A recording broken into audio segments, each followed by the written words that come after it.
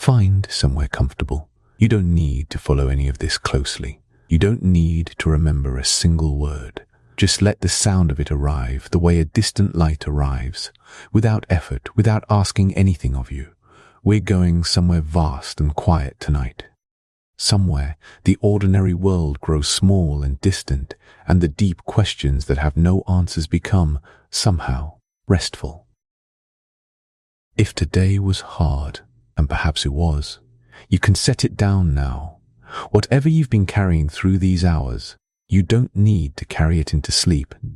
The day is already behind you. The night is patient.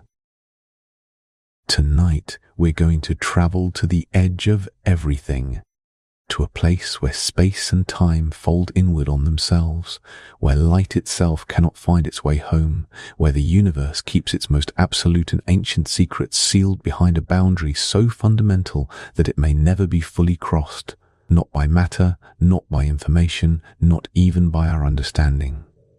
We're going to the event horizon. Not to be frightened by it, not to be tested, just to look quietly from a great distance the way you might look at a mountain range at dusk, aware of its enormity, held by its beauty, grateful that such things exist. The words will come and go. You may drift in and out. That is exactly as it should be. Some of this will reach you clearly, and some of it will dissolve into the background like music heard from another room. Both are fine. Both are welcome. We're in no hurry tonight. Somewhere in the darkness between galaxies, there are places where the universe has folded itself so completely inward that the very concept of outward has ceased to exist, not metaphorically, not approximately, literally and absolutely.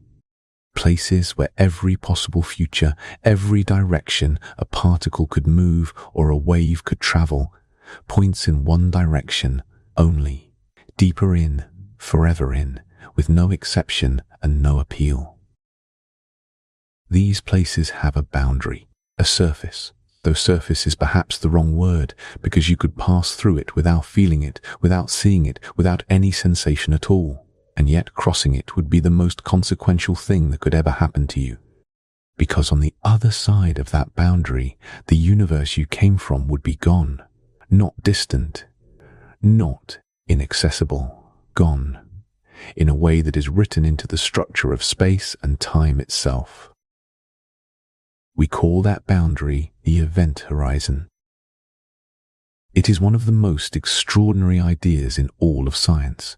And the remarkable thing is not just that such places exist, though that alone is enough to quiet the mind for a long while, but that we understand them. Not completely, not without argument, but in genuine, mathematical, testable detail.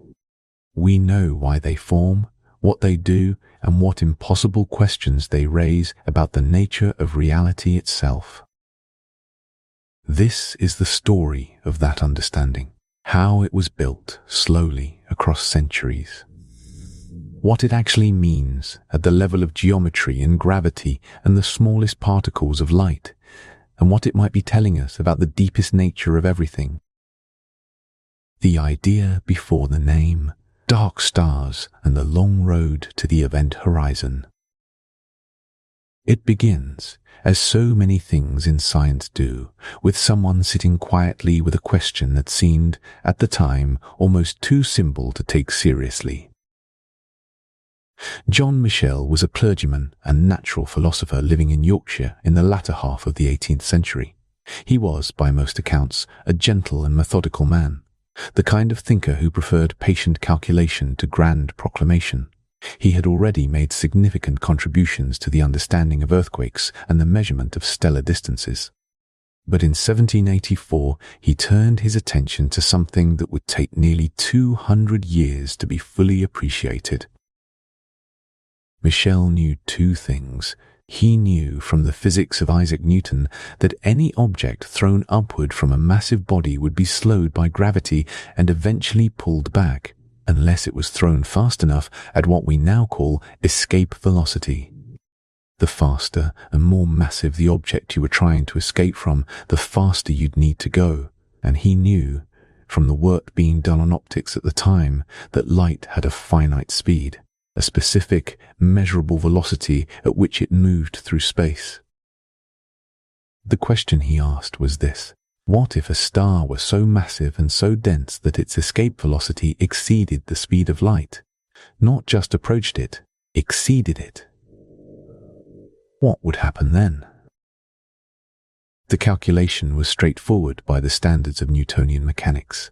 If light behaves like any other particle, if it is subject to gravity in the same way a thrown stone is subject to gravity, then a sufficiently massive and compact body would prevent even light from climbing free of its gravitational pull.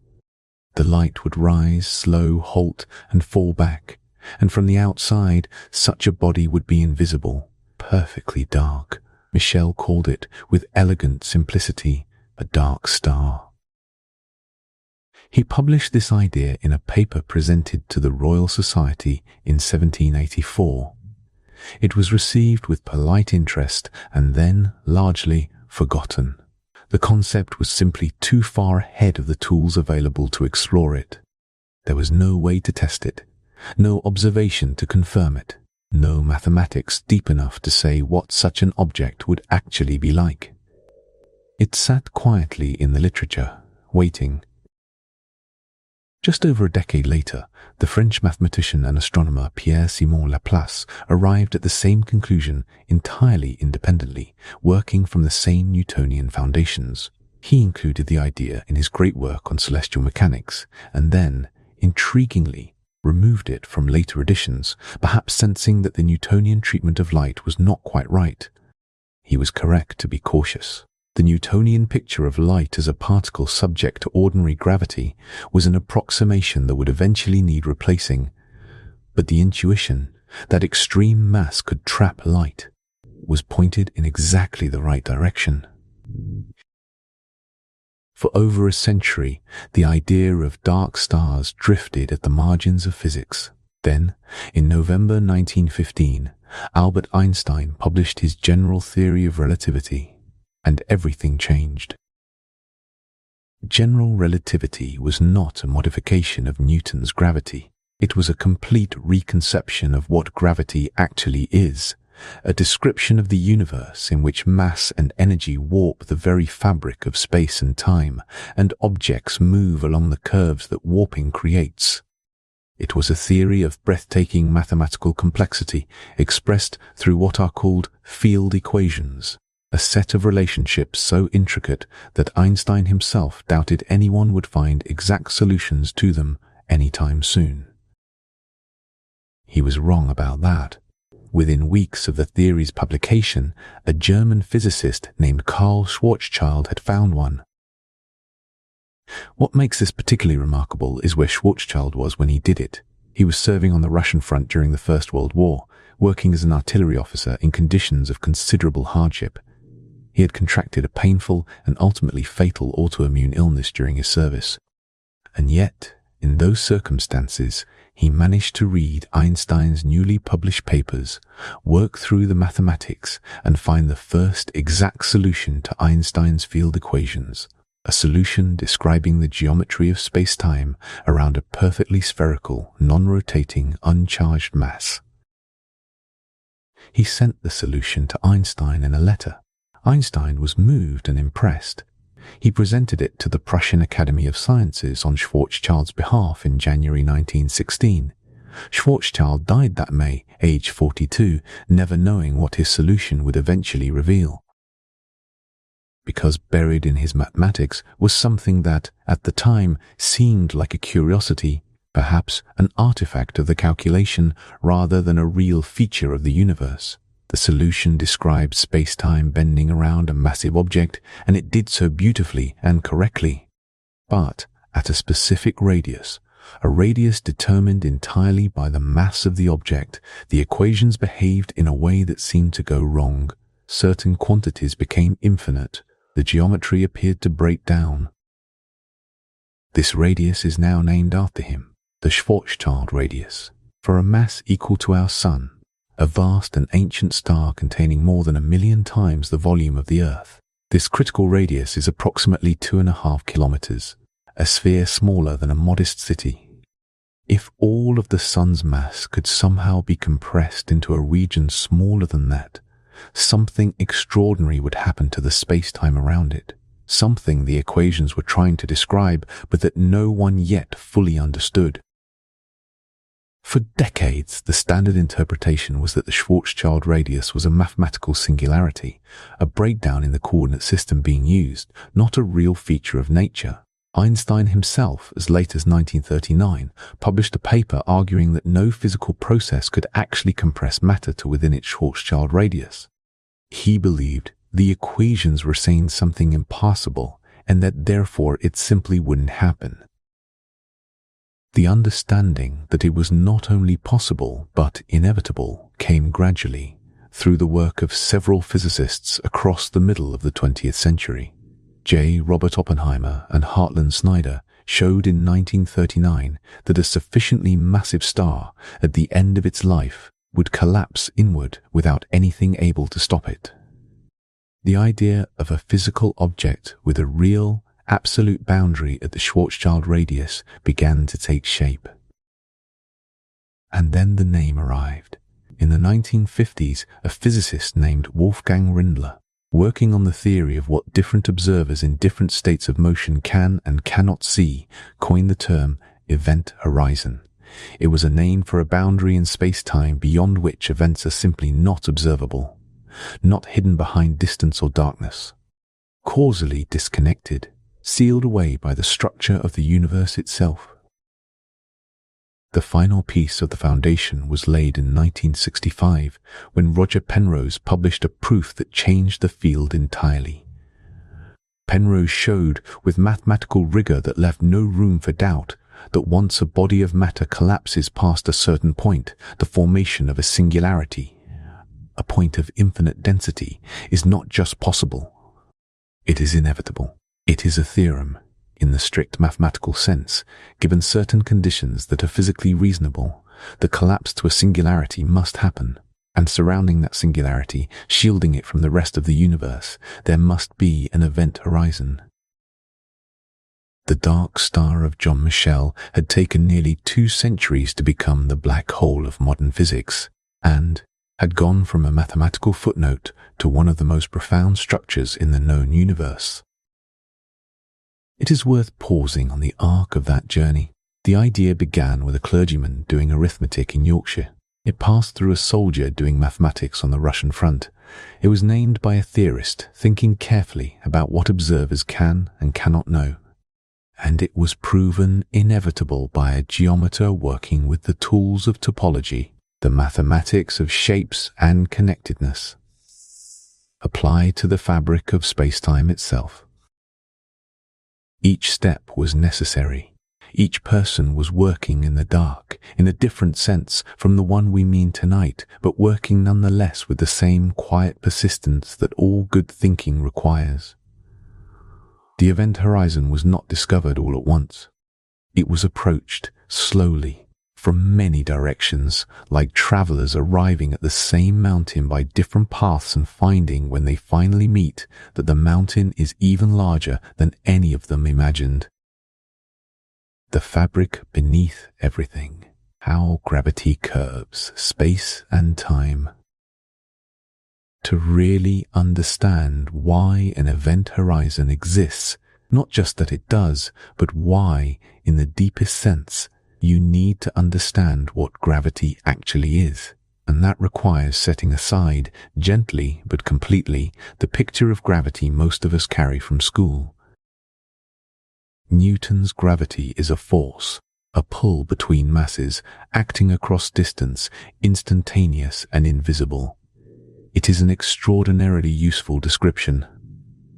It gets spacecraft to distant planets, explains the motion of moons and tides, and works with stunning accuracy across an enormous range of circumstances. But it is not what gravity actually is. It is an approximation, a very good one, of something far stranger and more beautiful. Einstein's insight was this: There is no gravitational force. What we call gravity is the result of the curvature of space-time. Space-time is not empty space with time running alongside it. It is a single, unified fabric, four-dimensional, woven from 3 dimensions of space and 1 of time. And this fabric is not rigid. It can bend. It can curve. And when it curves, objects that are moving freely through it follow those curves. Not because a force is pushing them, because curved space-time is the path they naturally take. Imagine the rubber sheet analogy, though it only goes so far. A heavy ball placed on a stretched rubber sheet creates a depression, a well in the fabric.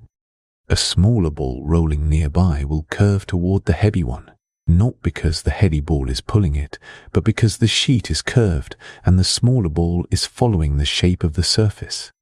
Now, take away the sheet and replace it with the 4-dimensional fabric of space-time itself, and you have something closer to the real picture.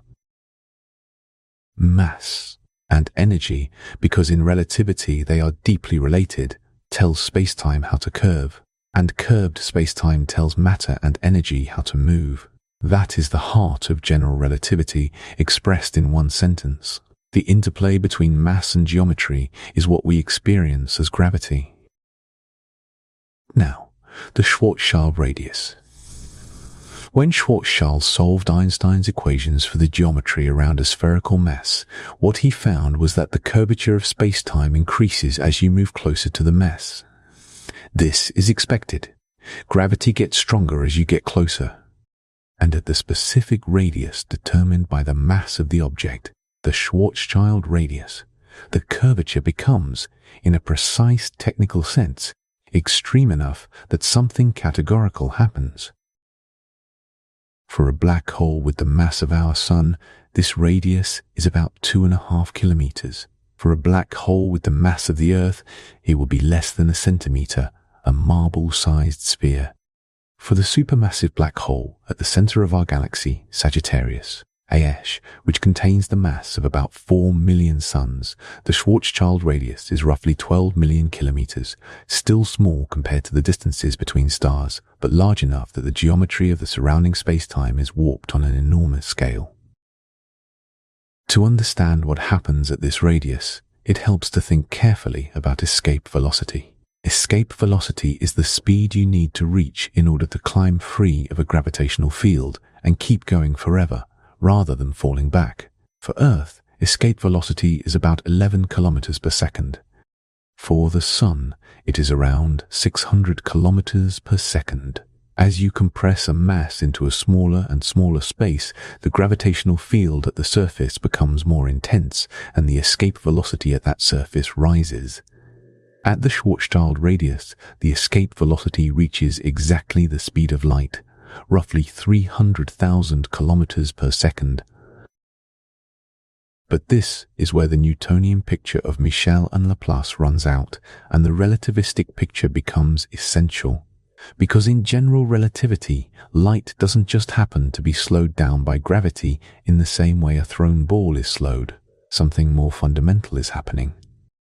The geometry of space-time itself is what determines which directions are future directions and which are past directions. And near a black hole, that geometry is being distorted in a way that progressively eliminates future directions that point outward.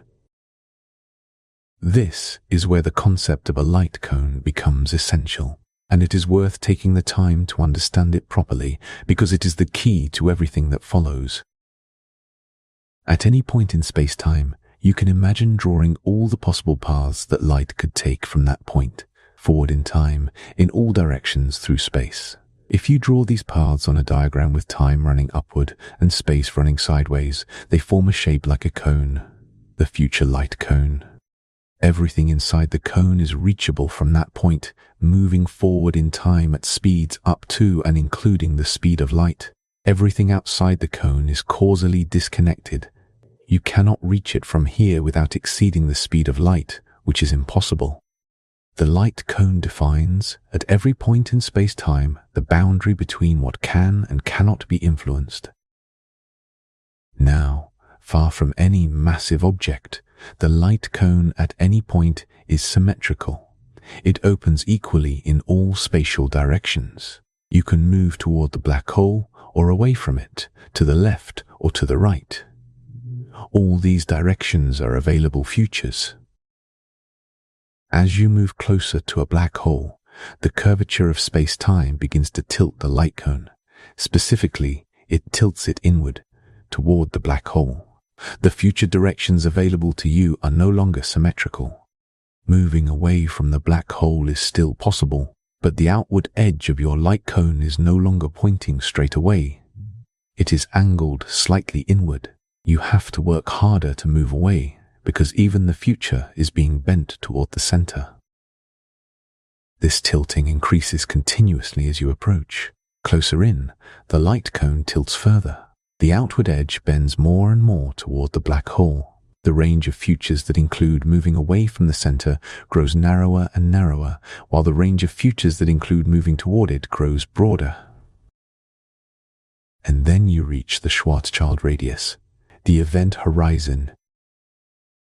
At exactly this distance, something categorical and absolute happens. The outermost edge of your light cone, the path of a light beam directed exactly outward, away from the black hole, with every possible ounce of outward velocity.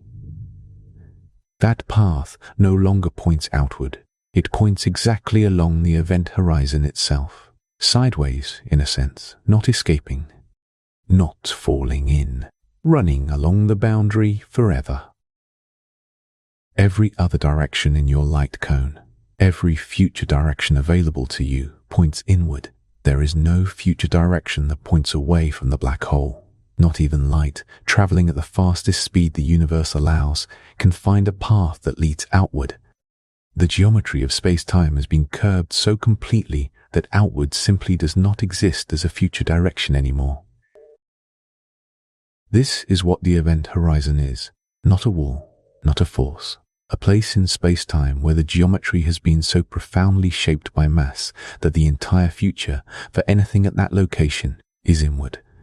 It is a boundary drawn not in space, but in the structure of possible futures themselves. And it is worth sitting with how strange and how absolute this is. It is not that the gravity is too strong to escape. It is that the concept of escaping, of moving in a direction that leads away, has ceased to exist at that location. The geometry does not permit it. The future does not contain it. Every path through space-time from that point leads deeper into the black hole. There is no other kind of path. This is why, once something crosses the event horizon, it cannot return, not because it lacks sufficient energy or speed, but because returning is not a direction that space-time at that location offers. The point of no return, what the event horizon actually is. Having understood the geometry, the way light cones tilt and futures narrow as you approach a black hole, we can now look at the event horizon itself with something like clear sight. Not as a place of violence or drama, but as what it actually is, a one-way membrane woven into the fabric of space-time, invisible and intangible, absolute and permanent. The event horizon is not a physical surface. If you were falling toward a black hole and you crossed it, you would feel nothing. No jolt, no change in temperature, no visible boundary, no alarm would sound, no signal would arrive, no sensation would mark the moment. From the inside, the crossing is imperceptible. The event horizon has no local existence.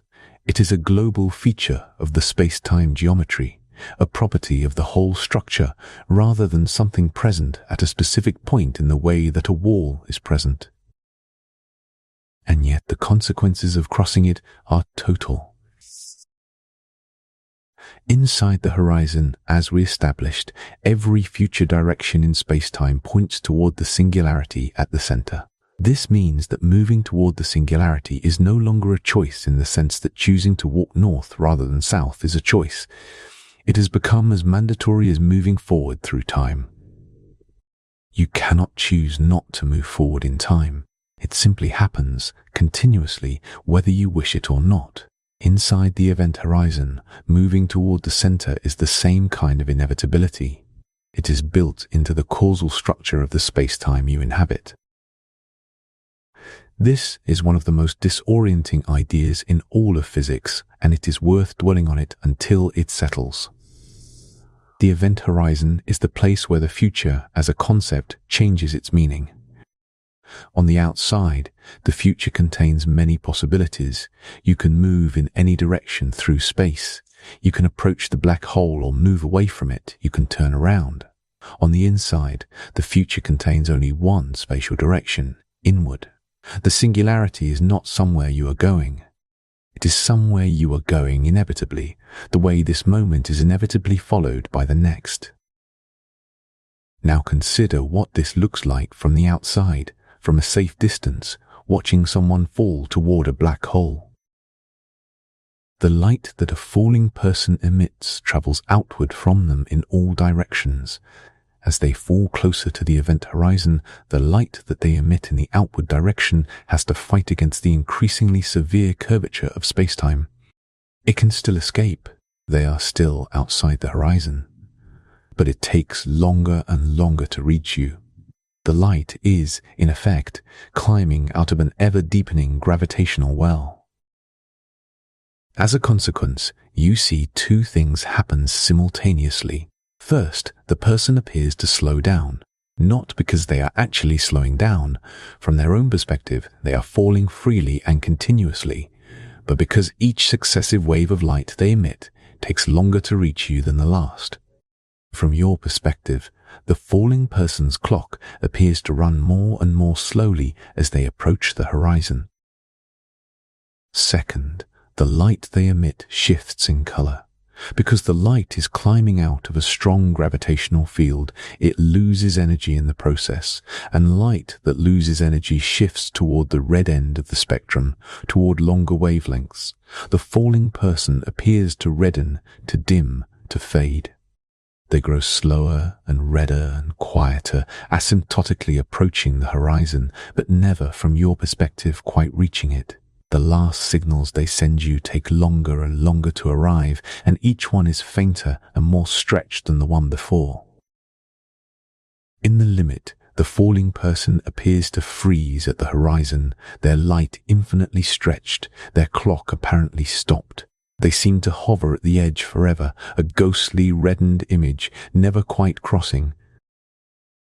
But this is an illusion created by the geometry of the light's journey, not a description of what is actually happening to the person. From the falling person's perspective, none of this is occurring. They cross the horizon at a specific, finite moment in their own experience of time. They feel nothing special. The light they see from the outside universe continues to reach them, at least for a while. They are simply falling, freely and continuously, into a region from which they will not return.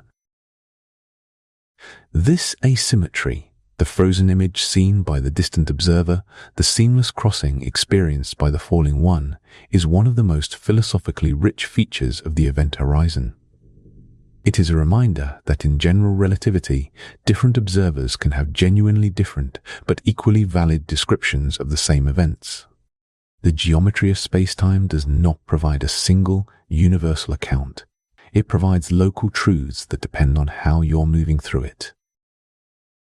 To give this some human scale, consider Sagittarius, AU, the black hole at the center of our own Milky Way galaxy. It sits roughly 27,000 light-years from where you are lying right now, in the direction of the constellation Sagittarius. It has a mass of approximately 4 million times that of our Sun, which gives it a Schwarzschild radius of about 12 million kilometers.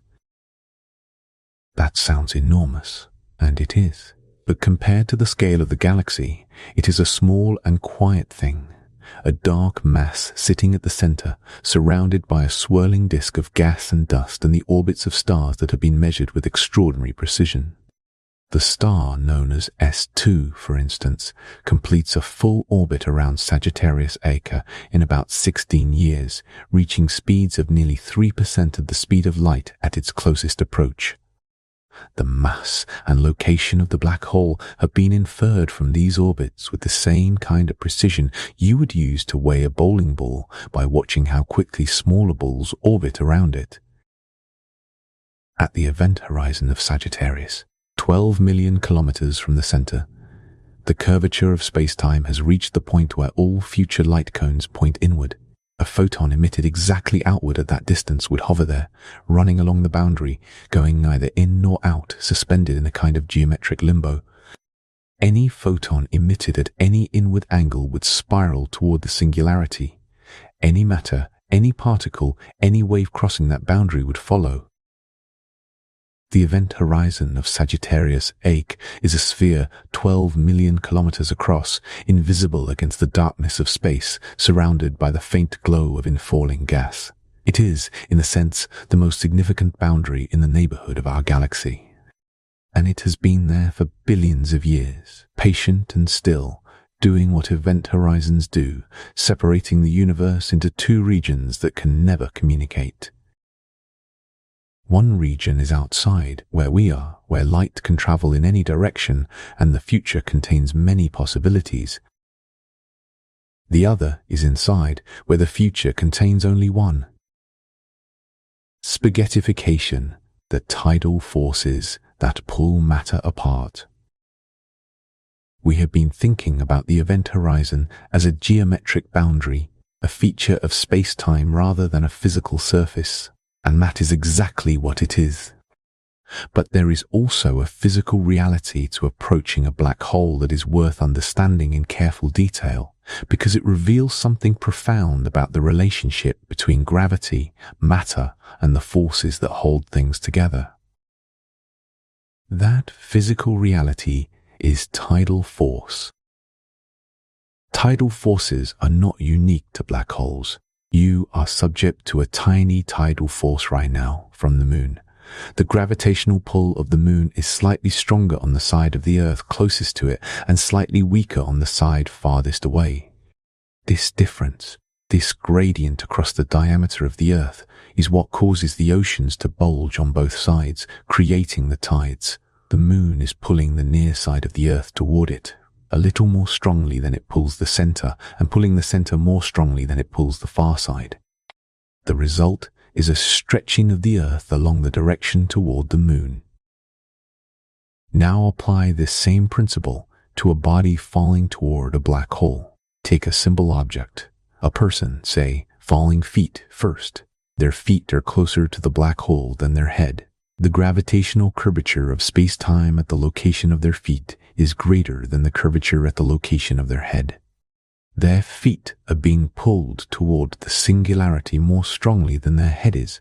This difference in pull along the length of their body creates a stretching force, a force that tends to elongate the body in the direction of the fall. At the same time, the curvature of space-time acts differently in the perpendicular directions. While the body is being stretched lengthwise toward and away from the black hole, it is simultaneously being compressed from the sides. The space-time geometry squeezes inward from the left and right and front and back, even as it stretches in the up-down direction relative to the black hole. The result is a combined force that elongates and compresses simultaneously, pulling the object into a longer, thinner shape.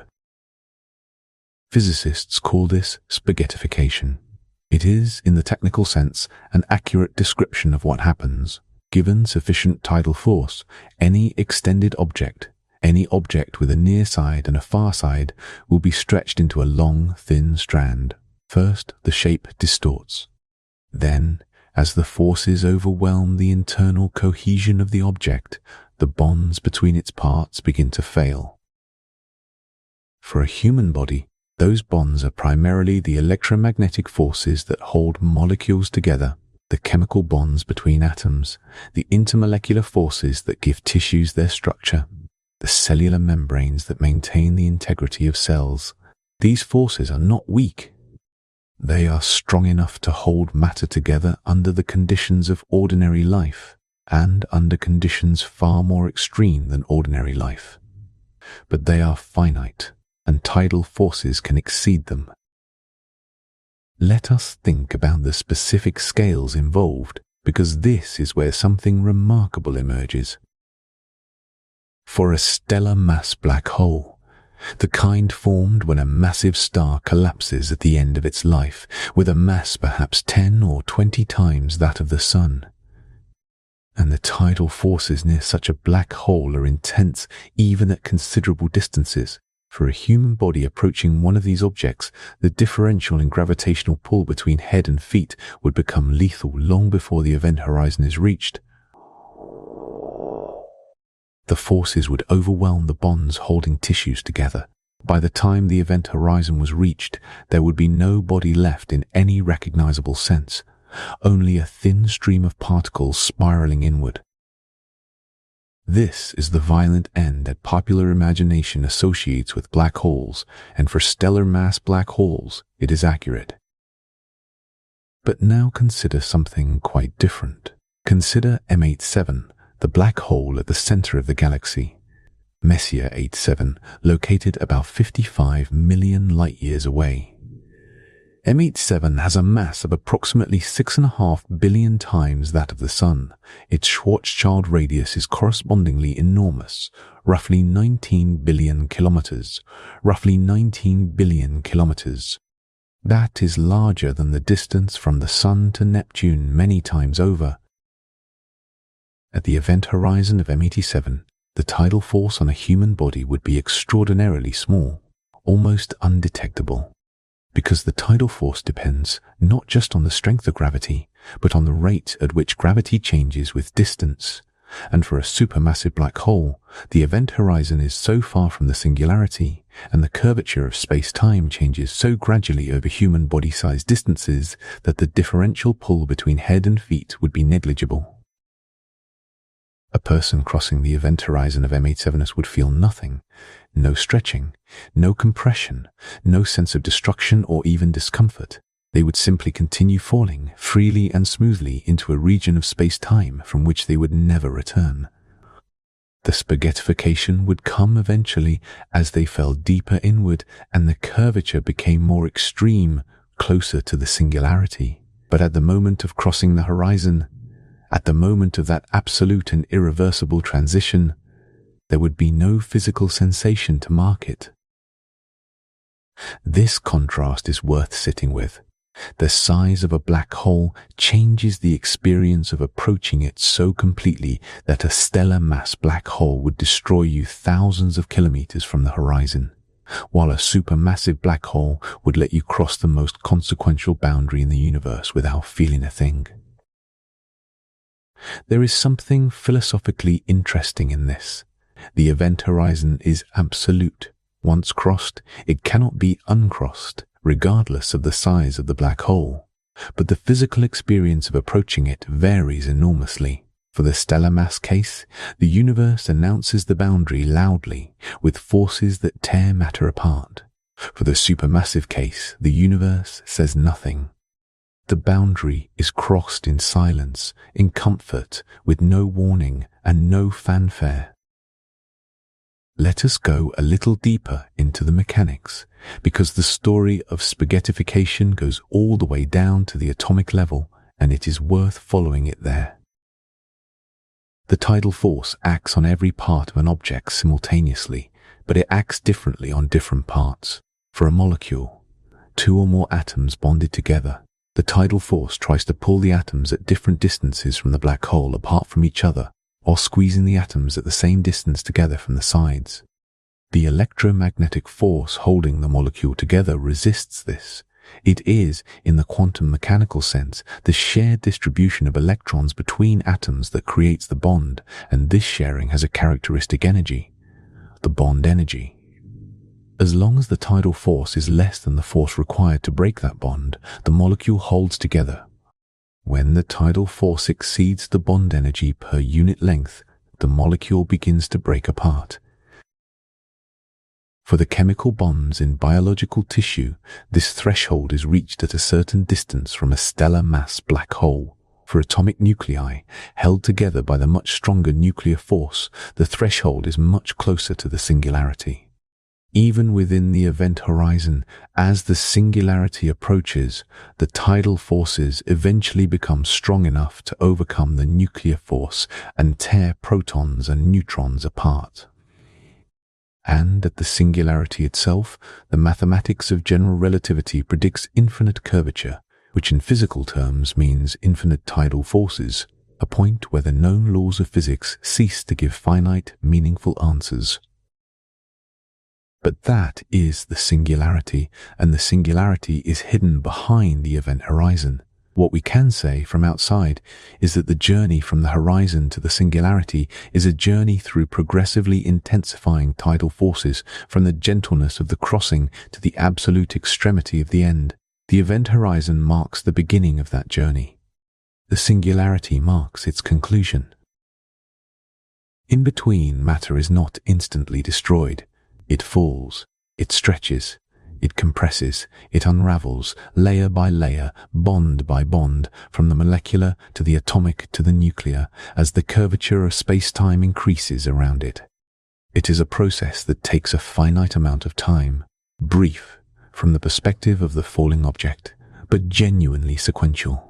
The universe dismantles matter methodically, following its own laws, all the way down to whatever the fundamental structure of matter turns out to be. And then the laws run out, and the mathematics says nothing more. Hawking radiation, how a black hole slowly breathes itself away.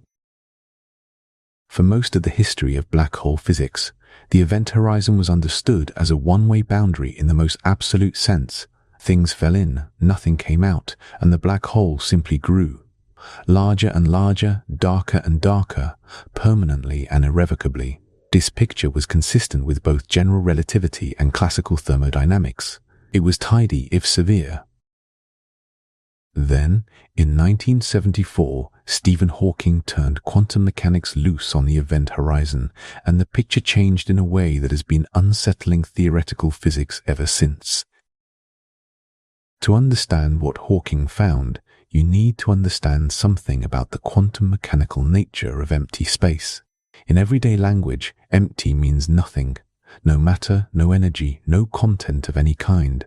But in quantum mechanics, empty space is not truly empty. It is, in a precise technical sense, seething. The reason lies in a fundamental principle of quantum mechanics, the uncertainty principle, which says that certain pairs of physical properties cannot both be known with perfect precision at the same time. Energy and time are one such pair. The more precisely you pin down the energy of a system during a short enough interval of time, the less certain that energy becomes. This means that even in a perfect vacuum, the energy at any given point is not perfectly zero. It fluctuates. And these fluctuations are not merely abstract mathematical noise. They have real physical consequences. One of those consequences is the continuous, spontaneous creation and annihilation of particle pairs. In the vacuum of space, pairs of particles and their corresponding antiparticles, matter and antimatter, counterparts, flicker into existence together, borrowing energy from the vacuum for a vanishingly brief moment, and then annihilate each other and return that energy. This happens everywhere, all the time, in the fabric of space itself. The pairs appear, exist for a moment so brief it is almost beyond description, and then disappear again. They are sometimes called virtual particles, to distinguish them from the real particles that persist and can be detected. Now bring an event horizon into this picture. Near the event horizon of a black hole, these pairs of virtual particles are created in the same way as everywhere else. But the event horizon introduces an asymmetry. In some cases, one member of a pair is created just outside the horizon and one just inside. Or one is created just outside.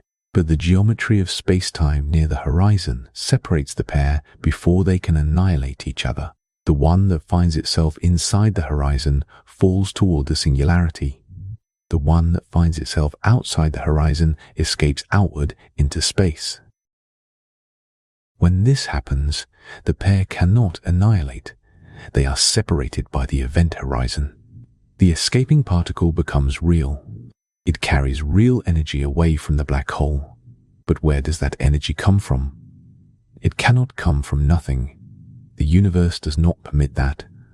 It comes from the black hole itself. The black hole's mass decreases slightly with each such event, supplying the energy needed to make the escaping particle real. The result is a faint, continuous stream of particles radiating outward from the region just outside the event horizon. Hawking showed that this radiation has a specific character. It has the same statistical properties as the radiation emitted by a warm body, what physicists call thermal radiation. A very low temperature for most black holes, far colder than the cosmic microwave background, the faint afterglow of the early universe that fills all of space at a temperature of about 2.5 degrees above absolute zero, but a temperature nonetheless. This was a profound and unexpected result. Before Hawking, black holes had no temperature. They were cold, dark, and permanent. After Hawking, they were warm, faintly glowing, and, given enough time, mortal. The rate at which a black hole loses mass through Hawking radiation is extraordinarily slow for the black holes we observe in the universe. The smaller the black hole, the higher its temperature and the faster it radiates. The larger the black hole, the cooler it is, and the more slowly it loses mass. For a black hole with the mass of our Sun, the Hawking temperature is roughly 100 millionth of a degree above absolute zero, far colder than the surrounding universe, meaning the black hole is actually absorbing more energy from the cosmic microwave background than it is losing through Hawking radiation. It would grow, not shrink, in the present universe. The timescale for a solar mass black hole to evaporate entirely, assuming it was somehow isolated from all other energy sources, is approximately 1 followed by 64 zeros years. To put that in perspective, the current age of the universe is about 14 billion years, which is a 1 followed by 10 zeros. The evaporation timescale is so much longer than the age of the universe that it is essentially incomprehensible. Even the most patient process we can imagine is nothing compared to it. For smaller black holes, the evaporation is faster, and there is a feedback effect. As a black hole loses mass, it gets smaller. As it gets smaller, its temperature rises. As its temperature rises, it radiates more intensely. In the final moments of a very small black hole's existence, it would radiate with increasing ferocity, ending in a brief burst of energy. But here is where Hawking's discovery opens into something much deeper and more troubling, something that has occupied some of the finest minds in theoretical physics for the past 50 years, and that remains unresolved today. Quantum mechanics has, at its foundation, a principle called unitarity. This is the technical term for a rule that says information is never destroyed, not hidden, not scrambled beyond retrieval, but genuinely, fundamentally preserved. Every quantum state of every particle carries information, a precise description of all its properties, and the laws of quantum mechanics guarantee that this information is never lost. It can be transformed, scrambled, redistributed across many particles in ways that make it practically impossible to read, but it cannot be erased from the universe. Now consider what happens to information that falls into a black hole, a book, say, or a star, or any collection of matter carrying a specific, precise quantum description. It crosses the event horizon. It falls toward the singularity. The black hole grows slightly, and eventually, after an unimaginable span of time, the black hole evaporates through Hawking radiation. The radiation that comes out is thermal. It is, to the best of our current understanding, featureless, a warm glow carrying no imprint of what fell in. The book, the star, the quantum information carried by every particle of them, all of it appears to be gone, not hidden somewhere, gone. This is the information paradox, and it is not a small or technical puzzle. It is a direct conflict between two of the most successful and well-tested theories in all of physics. General relativity says The event horizon is what it is, and what falls in cannot return. Quantum mechanics says information cannot be destroyed, ever. Both theories work with extraordinary precision in their respective domains, and at the event horizon they appear to directly contradict each other. Hawking himself initially believed that information was simply lost, that black holes were an exception to the rule of quantum unitarity, and that the universe did, in this one extreme case, permit the genuine destruction of information. He later changed his position, coming to believe that information must somehow be preserved and encoded in the outgoing Hawking radiation in ways not yet understood. The mechanism by which this could happen remains one of the deepest open questions in physics, and the attempts to answer it have led to some of the most extraordinary and radical ideas the field has ever produced. Ideas that call into question not just the nature of the event horizon, but the nature of space-time itself. The information paradox and the firewall, physics at war with itself. The information paradox is, at its heart, a conflict between two ways of understanding the universe that each work beautifully in their own domain and fail, apparently, to work together at the extreme conditions of the event horizon. To appreciate the full depth of this conflict, it helps to be precise about what information means in the physics sense, because it is not quite what the word suggests in ordinary usage. When a physicist says information, they do not mean knowledge in a human sense, facts, memories, understanding. They mean something more fundamental, the complete specification of the quantum state of a physical system. Every particle has properties, its position, its momentum, the direction of its spin, and various other quantum numbers, and these properties constitute its quantum state. The quantum state of a collection of particles is the full description of all their properties and all the correlations between them. And quantum mechanics, in its most fundamental statement, says this: the quantum state of a closed system evolves over time in a way that is reversible. Given the state of a system at any later time, you can, in principle, reconstruct what it was at any earlier time. Nothing is ever truly erased. This reversibility is not just a convenient feature of the theory. It is woven into the mathematical structure of quantum mechanics at the deepest level. It is why atoms are stable, why chemical reactions are predictable, why the physical world has the regularity that it does. If information could be destroyed, the entire framework of quantum mechanics would need to be rebuilt from the ground up. Now consider a specific scenario. You have a detailed quantum system. Take a star for concreteness with every one of its constituent particles in a precisely specified quantum state. This star collapses into a black hole. All that information, the complete quantum description of every particle, crosses the event horizon and is sealed inside. Over an astronomical span of time, the black hole evaporates through Hawking radiation. The radiation is thermal. It has the character of random noise, statistically carrying no apparent memory of the structured quantum state that fell in. At the end of the evaporation, the black hole is gone. The radiation that replaced it appears to contain no information about the original star.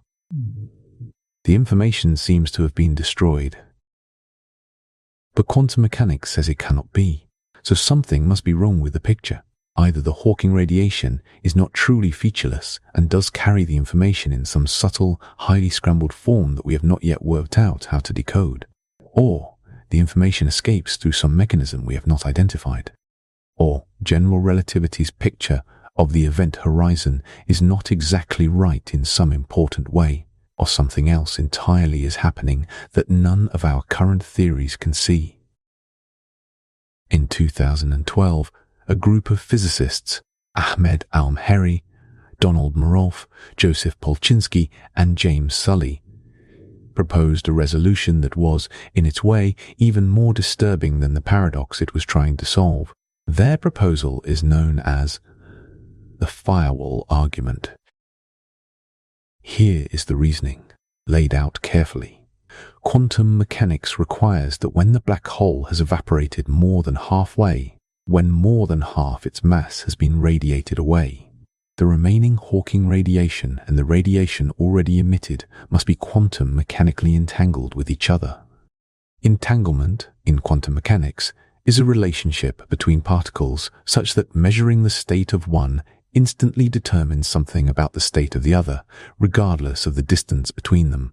It is a correlation that has no classical equivalent and cannot be explained by any ordinary shared history. The requirement for this entanglement is a consequence of unitarity, of information being preserved. The outgoing radiation must carry the information of what fell in, and carrying that information requires the later radiation to be entangled with the earlier radiation in a very specific way. But there is a problem for the infalling observer, the person crossing the event horizon. Quantum mechanics also requires something called the equivalence principle to hold. The equivalence principle is one of the foundational ideas of general relativity. A person falling freely in a gravitational field should have no local way of distinguishing their situation from being in empty space. At the moment of crossing the event horizon, they should feel nothing special. And for this to be true, the quantum field at the horizon must be in what is called a vacuum state, undisturbed, calm, carrying no excess energy. But here is the conflict. The unitarity requirement says the Hawking radiation must be highly entangled with what has already been radiated. The equivalence principle says the quantum field at the horizon must be in a calm vacuum state. And these two requirements, it was shown by careful calculation, cannot both be satisfied simultaneously. Cannot both be satisfied simultaneously. If unitarity is preserved, then the quantum field at the event horizon cannot be calm. It must be in a state of high excitation, a state carrying a great deal of energy. Any infalling observer crossing the horizon would encounter this energetic field and would be incinerated by it. The horizon would not be an invisible, intangible boundary. It would be a wall of intense radiation, a firewall that destroys everything that approaches it. This conclusion is deeply uncomfortable. It preserves quantum mechanical unitarity, but at the cost of Einstein's equivalence principle, one of the foundational ideas of general relativity. If the firewall exists, then general relativity is wrong in an important and specific way at the event horizon. A freely falling observer would not experience the horizon as empty space. They would experience it as destruction. The firewall proposal generated enormous debate, and it continues to do so. Many physicists find it unacceptable, not because it is mathematically wrong, but because sacrificing the equivalence principle feels like too high a price. Others argue that the paradox must be resolved within quantum mechanics and that something like the firewall is unavoidable. One alternative approach comes from string theory, a framework that attempts to describe all fundamental particles and forces as different vibrations of tiny, one-dimensional objects called strings. Within string theory, a proposal called the fuzzball theory, developed extensively by the physicist Samir Mather, offers a different picture of what a black hole actually is. In the fuzzball picture, the interior of a black hole is not empty space at all. There is no smooth region of curved space-time inside the horizon, no singularity hidden at the center. Instead, the entire volume of the black hole is filled with a complex, dense quantum structure, a tangle of strings and branes in various configurations, encoding the quantum information of everything that fell in throughout the black hole's history. In this picture, the event horizon is not a smooth boundary between empty interior and exterior. It is the surface of a quantum object that has stored, distributed throughout its volume, the information of every particle that ever crossed it. It is encoded in the structure of the fuzzball, and in principle, though in practice unimaginably complex, it could be read back out. The fuzzball idea is not without its own difficulties. It requires that general relativity's description of the black hole interior, the smooth, curved spacetime with a singularity, be replaced entirely by a quantum structure, even in regions where you might expect general relativity to work perfectly well. It is a radical departure from the classical picture. What is certain is that none of these proposals is settled. The information paradox is genuinely open. The firewall is a real possibility that has not been definitively ruled out. The fuzzball is a real possibility that has not been definitively confirmed. And the tension between general relativity and quantum mechanics at the event horizon is a live and active frontier of physics, not a solved problem, not a historical curiosity, but a place where our best understanding of the universe is genuinely incomplete. The event horizon, it turns out, is not just a boundary for matter and light. It is a boundary for our theories, a place where the two great frameworks of 20th century physics arrive at the same location and find that they cannot both be right. Seeing the unseeable, the Event Horizon Telescope, and gravitational waves. For most of the history of black hole physics, the event horizon existed only in mathematics. It was a theoretical construct, precise, internally consistent, supported by indirect evidence, but never directly observed. You could not point a telescope at a black hole and see the horizon. By definition, no light from inside or at the horizon reaches us. The best you could hope for was inference. The motion of nearby stars, the behavior of infalling gas, the gravitational effects on surrounding matter. Then, over the past decade, two separate observational revolutions changed what was possible, and between them, they have brought the event horizon from pure theory into something we can, in a carefully defined sense, perceive. The first revolution is the Event Horizon Telescope. The name is slightly misleading. It is not a single instrument, but a planet-spanning network of radio observatories linked together through a technique called very long baseline interferometry. The principle behind this technique is that two radio telescopes, separated by a large distance and observing the same source at the same time, can be combined to produce an effective resolution equivalent to a single telescope the size of the distance between them. The larger the separation, the finer the detail that can be resolved. The Event Horizon Telescope takes this to its logical extreme. It connects observatories on multiple continents, in Hawaii, in Chile, in Spain, in Greenland, at the South Pole, using the diameter of Earth itself as its effective aperture. The resulting resolution is sufficient to read, as the scientists working on it have described it, a newspaper lying on the surface of the moon. Why is this resolution necessary? Because the apparent size of a black hole shadow in the sky, the dark region created by the event horizon against the glowing background of infalling gas, is extraordinarily small. Even ME7, one of the most massive black holes known, 55 million light-years away, has an apparent angular size in the sky of about 40 micro-arcseconds. An arcsecond is 1/3600th of a degree. A micro-arcsecond is 1/millionth of that.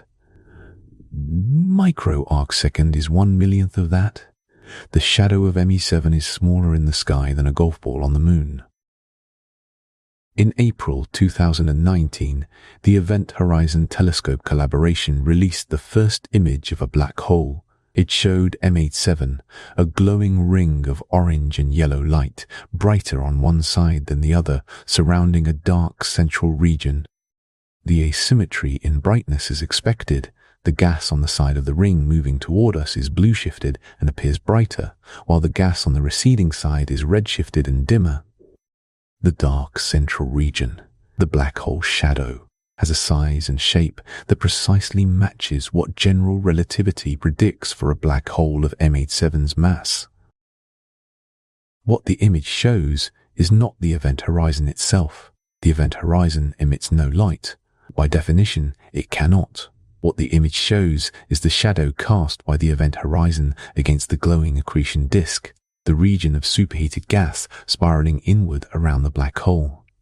The boundary of the shadow is determined by the event horizon's size and by an additional feature, the photon sphere, a region just outside the event horizon where the curvature of space-time is so extreme that light can orbit the black hole in circular paths.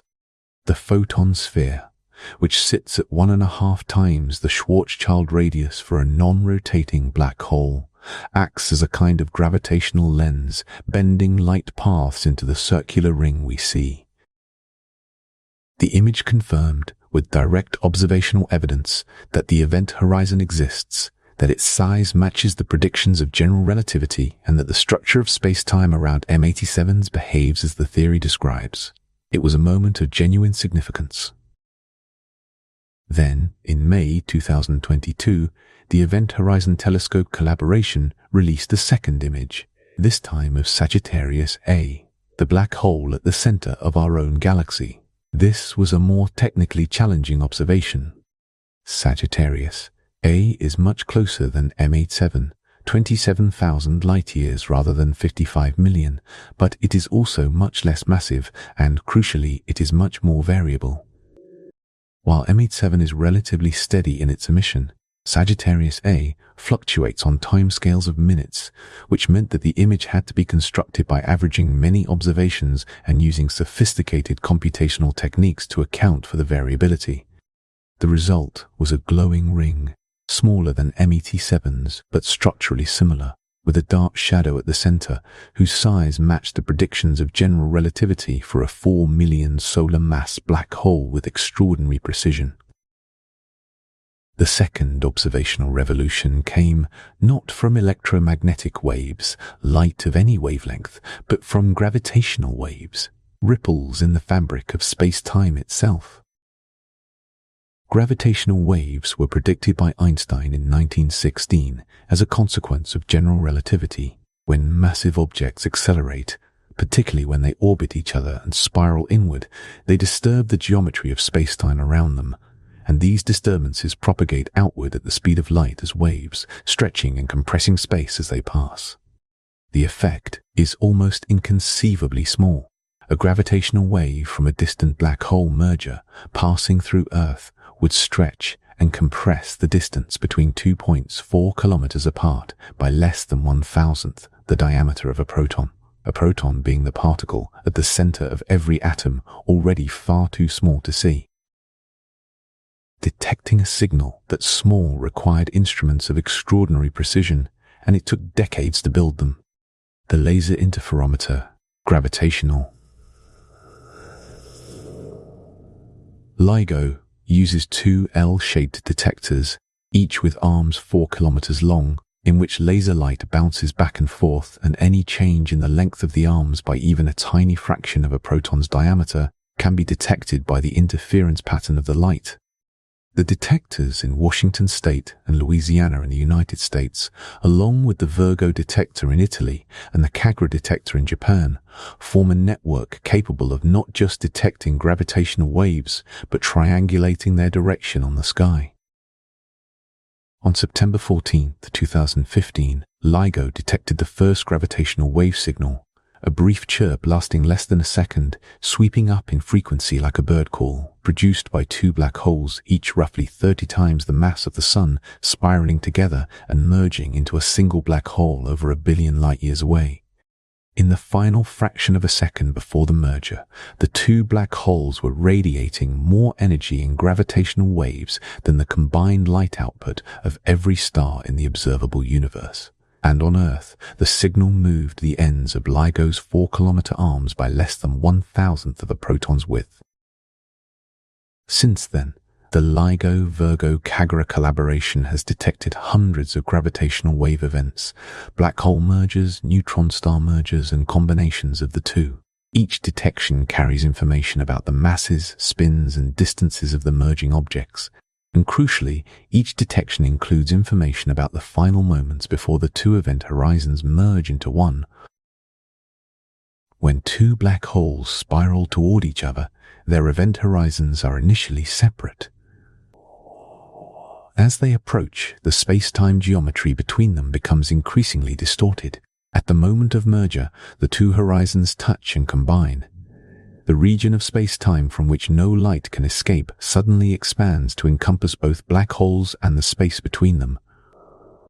This is the loudest moment of the gravitational wave signal, the peak of the chirp, the instant when the geometry of two separate, inescapable regions becomes the geometry of one. Recent detections have pushed the boundaries of what our models predict. Some detected black holes have masses and spins that are difficult to explain with standard models of stellar evolution. There have been detections of black holes in mass ranges where theory suggested formation should be rare or impossible. And in recent work, scientists analyzing specific gravitational wave events have found subtle features in the signal, echoes and secondary oscillations, that may carry information from the region just outside the newly formed event horizon, offering a window into the geometry of space-time at the very boundary we have been exploring. The combination of direct imaging through the Event Horizon Telescope and gravitational wave detection through LIGO and its partners has transformed black hole physics from a purely theoretical enterprise into an observational science. We are, in a real sense, watching event horizons, watching them in the ripples of space-time that roll outward when two horizons become one. The event horizon is no longer just an idea. It is something we have seen, obliquely through the light it shapes and the space it disturbs, but genuinely seen. And what we see matches, with remarkable precision, what the mathematics has been telling us for over a century. The edge of knowing what the event horizon reveals about the nature of reality. There is a way of thinking about the event horizon that goes beyond the physics, or perhaps that reaches through the physics to something underneath it, something about the nature of knowledge itself, and about the relationship between the universe and the minds that try to understand it. The event horizon is, at its most fundamental, a boundary of information, not just a place where matter cannot return, but a place where knowledge is sealed away. Whatever crosses that boundary carries with it a precise description of its own quantum state, every property of every particle, and that description is removed, in the most absolute sense possible, from the accessible universe, not hidden in the way that a secret is hidden, where someone knows it and others do not. Hidden in the way that a past moment is hidden, unreachable, not because of any practical obstacle, but because the structure of time does not permit travel in that direction.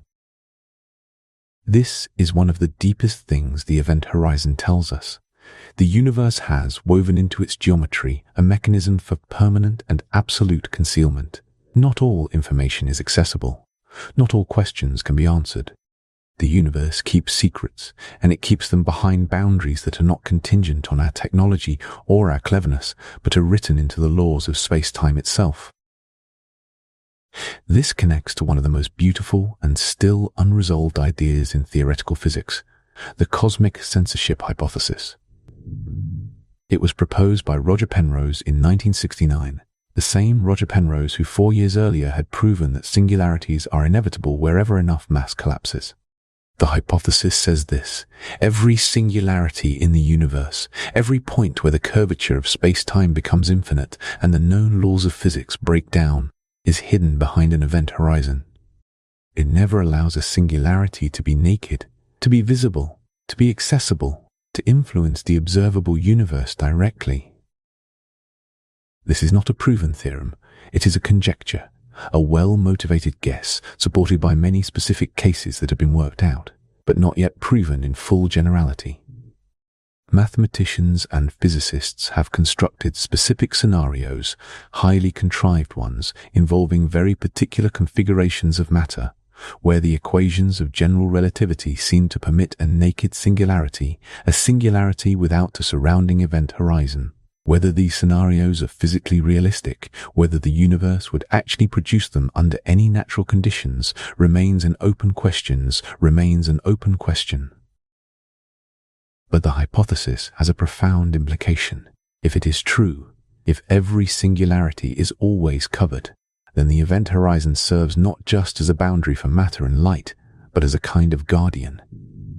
A veil drawn by the universe over the places where its own laws fail. The singularity, where the known physics ends and something unknown begins, is always kept out of sight, behind the one-way boundary that prevents any causal influence from reaching the outside. If the cosmic censorship hypothesis is false, if naked singularities can exist, then the implications are genuinely vertiginous.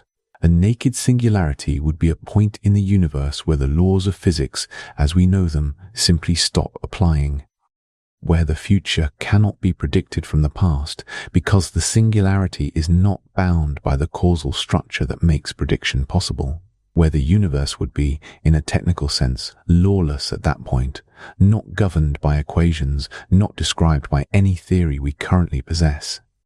The existence of such a point, visible and causally connected to the rest of the universe, would represent a fundamental breakdown of the determinism that underlies all of physics. The event horizon, in this light, is what stands between the ordered universe we inhabit and the uncharted territory that lies beyond the reach of known physics. It is the universe's way of keeping the unknown contained, of allowing extremity without allowing chaos, of permitting singularities which the mathematics of general relativity demands without letting them contaminate the causal structure of the observable world. There is something quietly remarkable about this. The universe, in its geometry, has arranged things so that the places where its own laws break down are permanently hidden from view. Whether this is a coincidence, a deep feature of the mathematics, or something that will eventually be explained by a more complete theory of quantum gravity, we do not yet know. But it means that from our position in the accessible universe, the laws of physics appear to hold everywhere we can look. The event horizon enforces this appearance. It draws the curtain precisely where the curtain needs to be drawn. And here, perhaps, is where the event horizon becomes something more than a feature of astrophysics. It becomes a feature of epistemology, of the theory of what can be known. We live in a universe that has, built into its structure, a limit on knowability. Not just a practical limit, not just a technological limit, but a fundamental, geometric, causal limit. There are events that have happened, particles that have fallen, stars that have collapsed, information that has been carried across the boundary, that cannot, even in principle, be recovered or known from our side of the horizon. The universe contains facts that are permanently beyond the reach of any observer who remains on the outside. This might seem like a cause for frustration, and in one sense it is. The information paradox, the firewall debate, the fuzzball proposal, all of these are attempts to understand whether the limit is quite as absolute as it appears. Whether information truly lost is lost forever, or whether it finds its way back in some form we have not yet understood. But there is another way to sit with it. The event horizon is a reminder that the universe is not obligated to be fully knowable. It is not a human artifact, constructed for human comprehension. It is a vast and ancient thing, operating according to principles that we have spent centuries slowly and partially decoding, and it contains depths that may exceed any map we can draw of it. Mystery is not a failure of understanding. It is a feature of reality. The event horizon is one of the clearest demonstrations of this, a place where the universe has drawn a boundary not around something dangerous or forbidden, but around something so extreme and so fundamental that our best theories arrive at it and find themselves in contradiction with each other. General relativity and quantum mechanics, each so successful in its own domain, each so precisely tested against observation, arrive at the event horizon and disagree. And that disagreement is not a sign that we have failed.